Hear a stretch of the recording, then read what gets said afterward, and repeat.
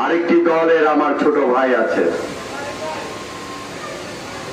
তোমরা আগে সংগঠন ঠিক করো।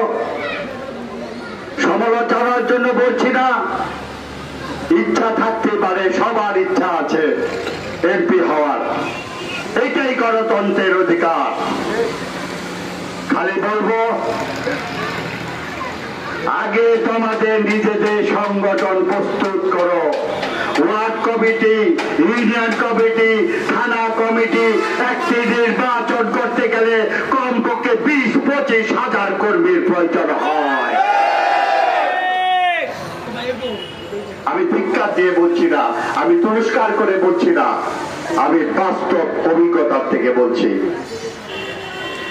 আমাদের কোন দলের সাথে কোনো দেবিদ্বারের মাটিতে কোনো দ্বন্দ্ব নাই, দ্বন্দ্ব হবে না।